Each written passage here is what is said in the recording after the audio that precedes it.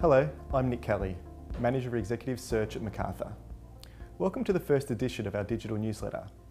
Our aim is to highlight workplace topics and initiatives of interest to executive level career professionals. Hopefully along the way we'll stimulate some lively online discussion and debate. Today we are talking to Lauren Oakey, Chief Executive Officer of LG Professionals Australia, the peak body for Australia's local government sector.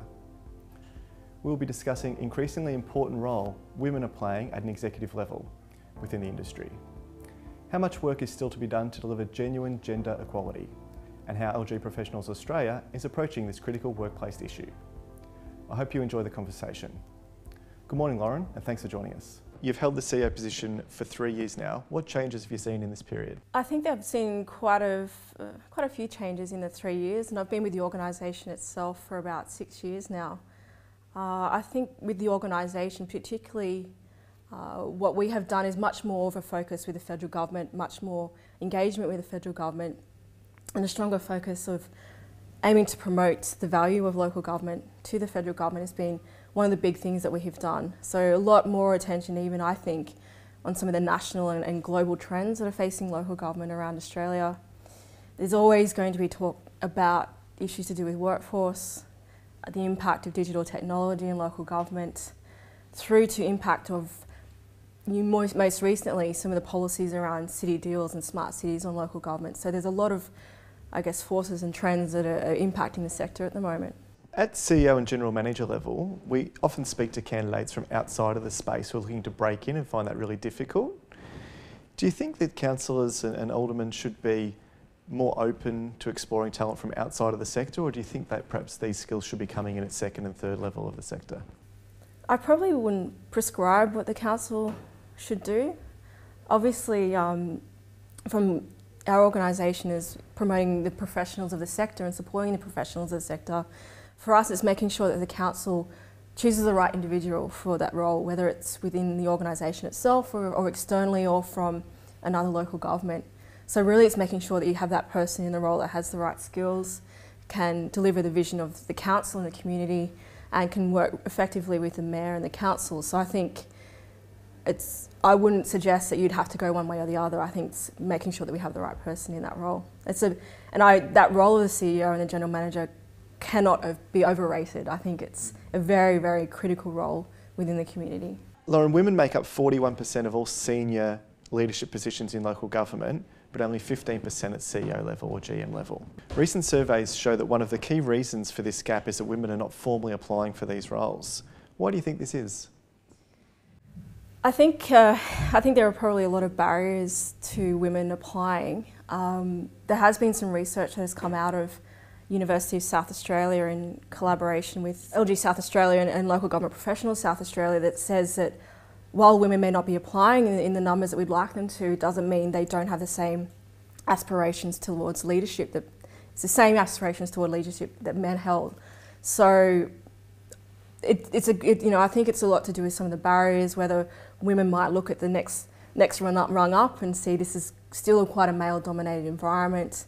The work practices and the lifestyle of being a CEO or General Manager may not be conducive to other supporting mechanisms they might need outside of work. So I think there are a number of barriers still, but it has nothing to do with women not being capable or not aspiring to those roles. So, and it's certainly something that we want to, as a national body, address to try and break down those barriers and find strategies to address them. And do you think the issue is being tackled differently around Australia? Are different states approaching it differently?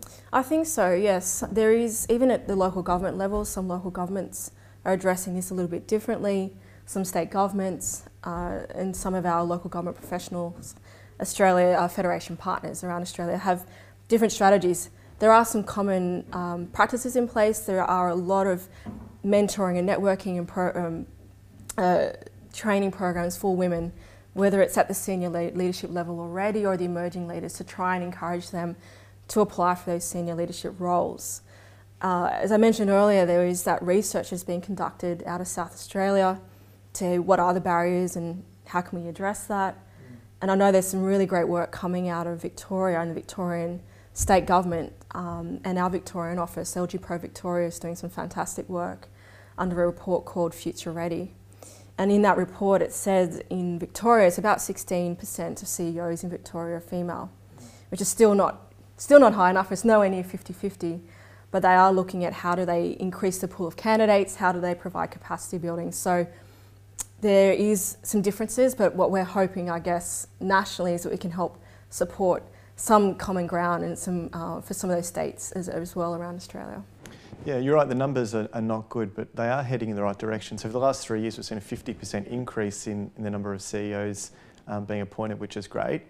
What do you put that down to? Is it around the promotion from the states, or have you got any thoughts on why that's starting to see an increase in those numbers? I think there probably are a number of factors impacting that. I'd like to think that some of it has to do with the fact that there is this renewed focus on the need for gender diversity in leadership. The issue has obviously been around for a while. We were involved in the campaign in 2010, but we haven't seen the numbers shift quite like what we would hope by now. But I think most recently, as you said, the increase, I would hope, will be that renewed attention to the issue, which is encouraging state and local governments to implement some strategies to increase women in leadership. There could be factors to do with things around the strategies to address the general workforce issues that the sector faces. We have an ageing workforce. We need to promote a diverse leadership in order to tackle these issues that we are going to face with the baby boomer generation retiring. So I think there are a number of forces at play here that are hopefully going to see further increase in women in leadership roles. And your view on the processes being conducted to recruit CEOs and general managers around Australia? Do you have any thoughts on how they could be improved or changes to help implement different numbers of women in the sector? Actually, this is an interesting issue that we looked at this year at our National Congress. We ran a gender diversity co-design workshop which was facilitated by the 50-50 by 2030 Foundation out of the University of Canberra. And one of these issues was around the recruitment. So the issues around unconscious bias and trying to encourage women obviously to apply. So there was some of the strategies that we looked at and that came out of the participants in this workshop were things such as sort of blind interviewing and blind CV reviewing, so taking away the names and the gender out of the CV in the interview process to see how that might impact or alleviate the impact of unconscious bias in recruitment. So there were a number of strategies, and that was quite a strong one that came out of the participants at the workshop as well. Great, okay. And LG Professionals Australia, your view on CEO diversity, do you think enough is being done? No, I think there should be more done.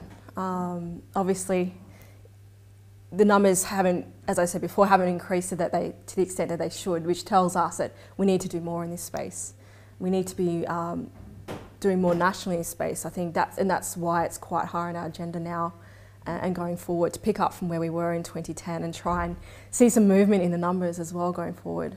Lauren, thank you so much for your time today and providing some insights into the challenges facing the local government sector. Thanks again. Thank you. Like LG Professionals Australia, McArthur recognised the importance of gender equality, and since our inception in 1969, focused, ambitious women have played an integral role in our success. Today they represent every level of McArthur: Director, State and Divisional Management, Senior Consultant, Line Management and Administration. We also apply the same principles to every stage of our recruitment process, from sourcing to shortlisting. We ensure all recruitment submissions and recommendations presented to McArthur clients are based on capability and competence, and we never compromise.